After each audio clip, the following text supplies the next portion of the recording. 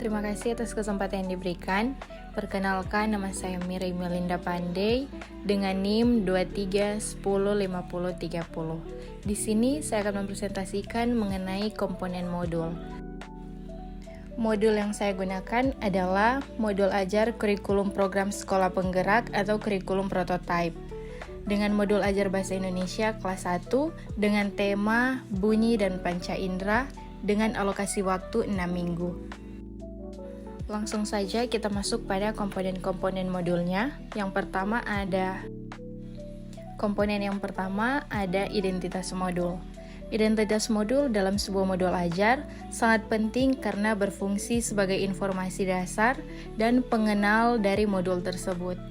Identitas modul memberikan kejelasan mengenai siapa penyusun modul, asal instansi, tahun penyusunan, jenjang sekolah, mata pelajaran, fase atau kelas, bab, tema, dan alokasi waktu. Informasi ini membantu guru, siswa, dan pihak yang terkait lainnya untuk memahami konteks penggunaan modul. Teori yang mendasari identitas modul adalah teori administrasi pendidikan, bahwa teori ini menekankan pentingnya pengelolaan dan pengorganisasian sumber daya pendidikan secara efektif. Identitas modul merupakan bagian dan administrasi pendidikan yang baik karena menyediakan informasi yang jelas dan terstruktur mengenai modul ajar, sehingga memudahkan pengelolaan dan penggunaan modul dalam konteks pendidikan. Selanjutnya, identitas modul ini termasuk dalam aspek ranah kognitif, karena membantu guru, siswa, dan pihak terkait lainnya untuk memahami konteks penggunaan modul, untuk memastikan kesesuaian dengan kurikulum yang berlaku, serta memudahkan administrasi dan pengelolaan modul. Proses pemahaman, memastikan, dan memudahkan pengelolaan adalah aktivitas mental yang termasuk dalam ranah kognitif. Komponen yang kedua ada profil pelajar Pancasila. Profil pelajar Pancasila penting karena membantu siswa mengembangkan karakter dan kompetensi yang holistik. Dengan memiliki profil ini, siswa diharapkan menjadi individu yang tidak hanya cerdas secara intelektual, tetapi juga memiliki karakter yang kuat, mampu berpikir kritis, mandiri, dan kreatif dalam menghadapi tantangan kehidupan. Teori ini didapatkan dalam Pancasila dari dokumen negara seperti Undang-Undang Dasar 1945 dan Ki Hajar Dewantara, bahwa teori ini didapatkan dari karya-karya Ki Hajar Dewantara, tulisan-tulisan tentang pemikirannya, dan sejarah pendidikan Indonesia. Profil pelajar Pancasila termasuk dengan ranah afektif, karena profil pelajar Pancasila adalah pembentukan karakter dan nilai-nilai luhur yang tertuang dalam Pancasila, pengembangan karakter yang kuat, mandiri, dan bertanggung jawab.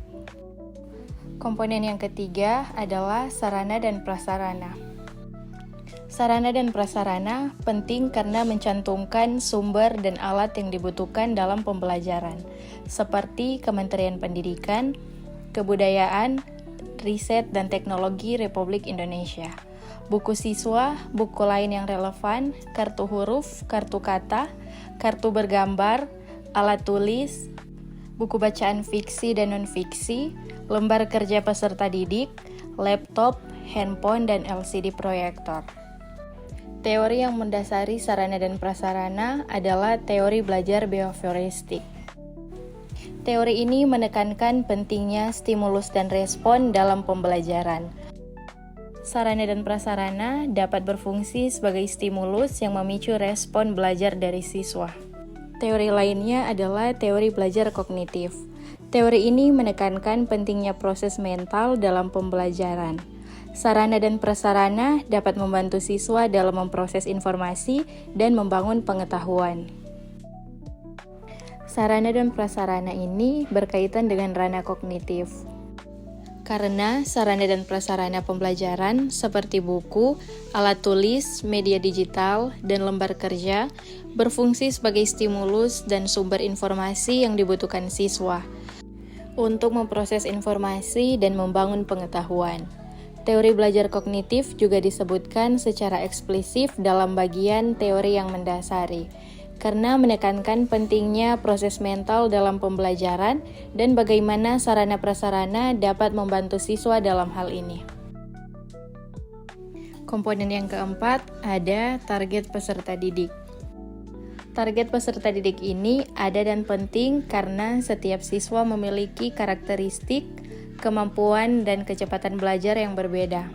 Dengan adanya target yang beragam, modul ini berusaha untuk mengakomodasi perbedaan tersebut dan memberikan pembelajaran yang sesuai dengan kebutuhan masing-masing siswa. Teori yang mendasari target peserta didik adalah teori perkembangan individu. Teori ini mengakui bahwa setiap individu berkembang secara unik dan memiliki karakteristik yang berbeda. Perbedaan ini meliputi aspek kognitif, afektif, dan psikomotor. Target peserta didik ini terutama menekankan pada ranah kognitif. Fokusnya adalah pada perbedaan kemampuan dan kecepatan belajar siswa yang perlu diakomodasi agar proses pemahaman dan penguasaan materi dapat optimal bagi setiap individu. Komponen yang keenam ada model pembelajaran. Model pembelajaran penting untuk kebutuhan individu, karena peserta didik memiliki gaya belajar, preferensi, dan kebutuhan yang berbeda. Ada yang lebih efektif belajar secara visual, auditori, atau kinestetik. Model PJJ atau daring dan luring menjadi sangat penting untuk menjangkau peserta didik di daerah terpencil. Teori yang mendasari model pembelajaran adalah teori konstruktivisme. Teori ini menekankan bahwa peserta didik secara aktif membangun pengetahuan mereka secara sendiri, berdasarkan pengalaman mereka dan interaksi mereka dengan lingkungan. Pendidik berperan sebagai fasilitator yang membantu peserta didik dalam proses konstruksi pengetahuan. Model pembelajaran ini berkaitan dengan ranah kognitif, karena pemilihan model pembelajaran mempertimbangkan gaya belajar, preferensi, dan kebutuhan belajar siswa yang berbeda. Gaya belajar visual, auditori, kinestetik secara langsung mempengaruhi bagaimana siswa memproses informasi dan membangun pengetahuan secara kognitif. Komponen yang ketujuh ada tujuan kegiatan. Tujuan ini penting untuk membantu pendidik merancang kegiatan pembelajaran yang relevan dan efektif. Dan pendidik dapat mengukur keberhasilan pembelajaran berdasarkan pencapaian tujuan ini. Tujuan pembelajaran juga dapat memberikan arah yang jelas bagi para peserta didik tentang apa yang diharapkan dari mereka. Teori yang mendasari tujuan kegiatan ini adalah teori taksonomi Bloom. Teori ini mengklasifikasi tujuan pembelajaran ke dalam berbagai tingkat kognitif seperti pengetahuan, pemahaman, penerapan, analisis, sintetis, dan evaluasi. Tujuan kegiatan ini secara eksplisit berkaitan dengan ranah kognitif. Tujuan kegiatan pembelajaran dirancang untuk memberikan arah yang jelas bagi peserta didik tentang apa yang diharapkan dari mereka. Selanjutnya, komponen yang ke-8 ada pemahaman bermakna. Pemahaman bermakna memungkinkan peserta didik untuk mengingat dan menerapkan pengetahuan dalam konteks yang berbeda. Ini menciptakan dasar yang kuat untuk pembelajaran di masa depan. Pemahaman bermakna ada untuk mendorong peserta didik untuk berpikir kritis. Teori yang mendasari pemahaman bermakna adalah teori konstruktivisme dari Jerome Bruner. Bruner memperluas ide-ide Piaget dan menekankan bahwa pembelajaran adalah proses aktif di mana pelajar membangun ide-ide baru atau konsep berdasarkan pengetahuan mereka saat ini dan di masa lalu. Dalam hal ini, pemahaman bermakna terjadi ketika peserta didik menghubungkan pengetahuan baru dengan pengetahuan sebelumnya. Selanjutnya, pemahaman bermakna ini secara jelas termasuk dalam ranah kognitif. Pemahaman bermakna memungkinkan peserta didik untuk mengingat dan menerapkan pengetahuan dalam konteks yang berbeda, serta mendorong berpikir kritis. Proses mengingat, menerapkan, dan berpikir kritis adalah aktivitas mental yang merupakan bagian dari ranah kognitif. Komponen yang kesembilan ada persiapan belajar. Persiapan belajar ini penting agar dapat membuat suasana yang menyenangkan dan membantu mengurangi kecemasan dan membuat pembelajaran berjalan dengan baik karena adanya persiapan. Teori yang mendasari persiapan belajar adalah teori kebutuhan Maslow. Teori ini menyatakan bahwa kebutuhan dasar manusia harus dipenuhi sebelum kebutuhan yang tidak tinggi dapat dipenuhi. Dalam konteks ini, menciptakan suasana yang aman dan nyaman memenuhi kebutuhan dasar peserta didik akan rasa lebih aman. Persiapan belajar ini berkaitan dengan ranah afektif.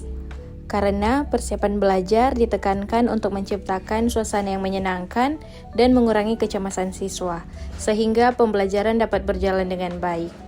Aspek emosional seperti rasa nyaman, aman, dan tidak cemas termasuk dalam ranah afektif. Selanjutnya, komponen yang ke-10 ada kegiatan pembelajaran. Di dalam modul ini, kegiatan membaca dalam pembelajaran awal sangat krusial karena menjadi fondasi utama pengembangan literasi dan bahasa anak. Melalui pembacaan cerita, anak-anak tidak hanya terpapar pada kosakata baru dan struktur kalimat, tetapi juga belajar menyimak, memahami alur cerita, dan mengembangkan imajinasi. Teori yang mendasari kegiatan pembelajaran adalah teori skema. Teori ini menyatakan bahwa pembaca memahami teks dengan menghubungkannya dengan pengetahuan latar belakang atau skema yang sudah mereka miliki. Kegiatan pembelajaran termasuk pada ranah kognitif, fokusnya pada pengembangan literasi dan bahasa anak melalui pembacaan cerita yang melatih pemahaman kosakata, struktur kalimat, alur cerita, imajinasi, konsentrasi, dan menumbuhkan minat baca.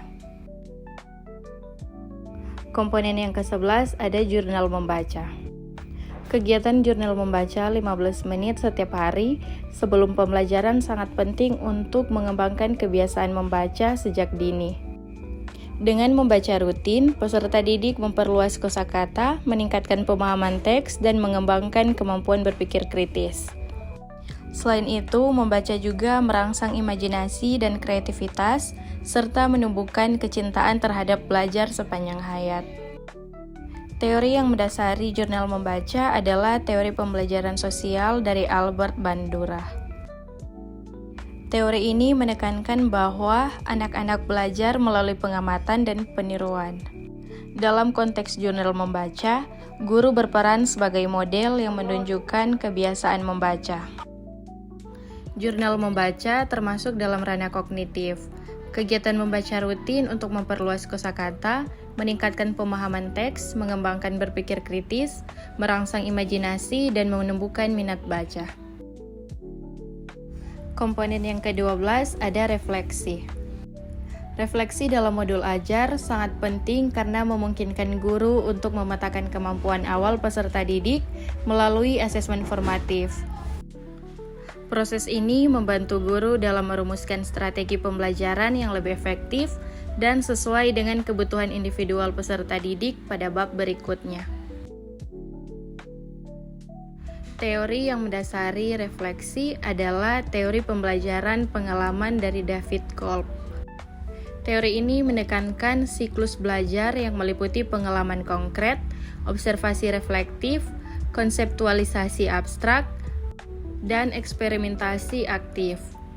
Refleksi merupakan komponen kunci dalam siklus, di mana peserta didik merenungkan pengalaman mereka untuk memperoleh pemahaman yang lebih dalam dan mengembangkan strategi untuk tindakan selanjutnya.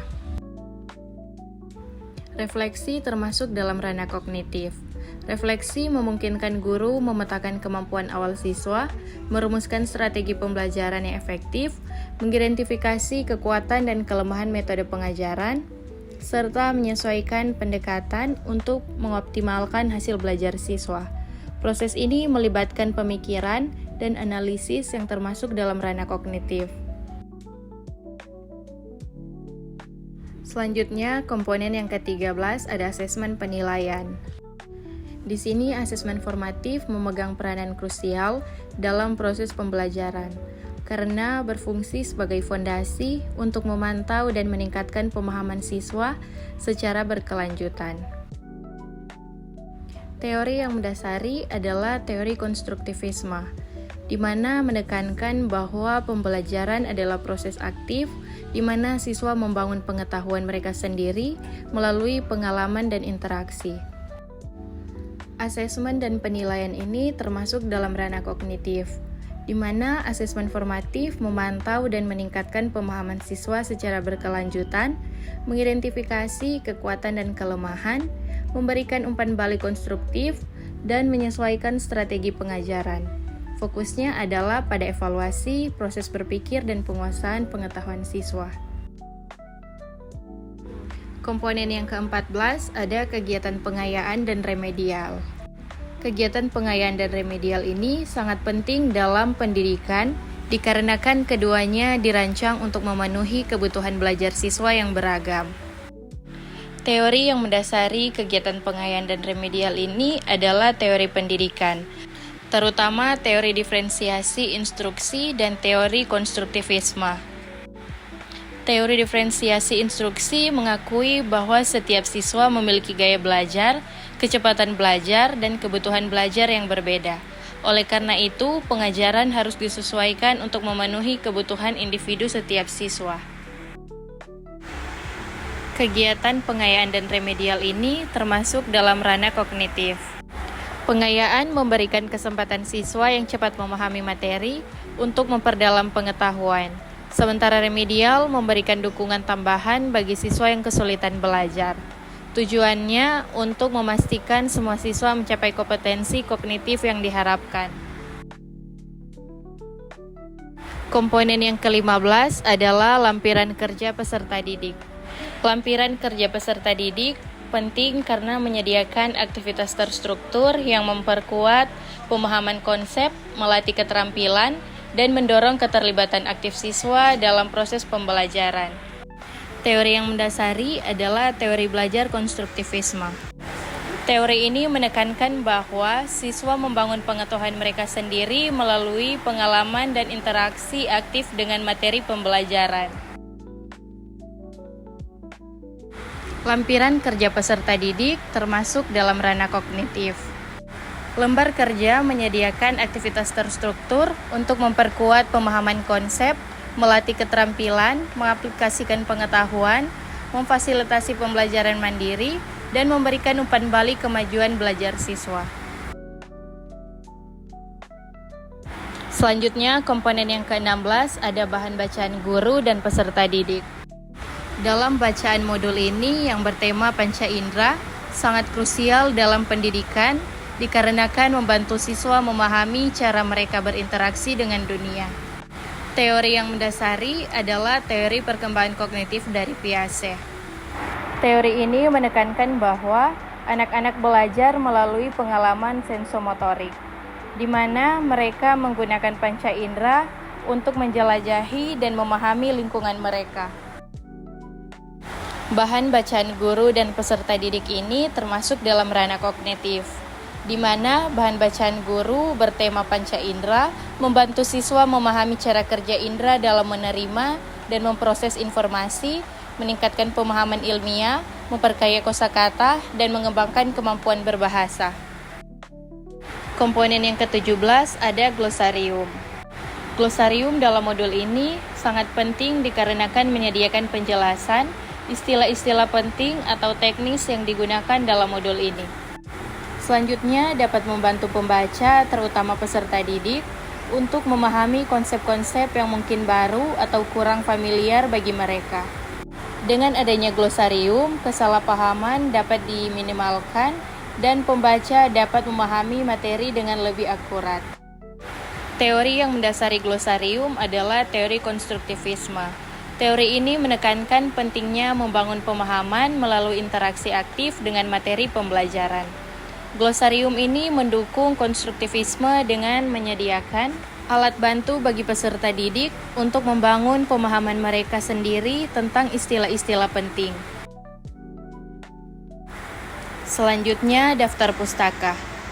Daftar pustaka dalam modul ini penting dikarenakan memberikan informasi mengenai sumber-sumber yang digunakan penulis dalam menyusun modul ini. Dapat juga memungkinkan pembaca untuk melacak dan memverifikasi informasi yang disajikan dalam modul, serta dapat menunjukkan kedalaman riset yang dilakukan penulis dan memberikan penghargaan kepada penulis asli dari ide-ide atau informasi yang dikutip. Teori yang mendasari adalah teori belajar sosial. Teori ini menyoroti pentingnya belajar dari orang lain dan sumber-sumber informasi. Daftar pustaka memungkinkan pembaca untuk belajar lebih lanjut dari sumber-sumber yang digunakan penulis, sehingga memperluas pemahaman dan pengetahuan mereka. Daftar pustaka ini termasuk dalam ranah kognitif, karena kan memberikan informasi sumber yang digunakan penulis, memungkinkan pembaca melacak, memverifikasi informasi, menunjukkan riset mendalam, menghargai penulis asli, dan memperluas pengetahuan melalui sumber relevan lainnya. Itulah hasil presentasi saya mengenai komponen modul. Saya ucapkan terima kasih.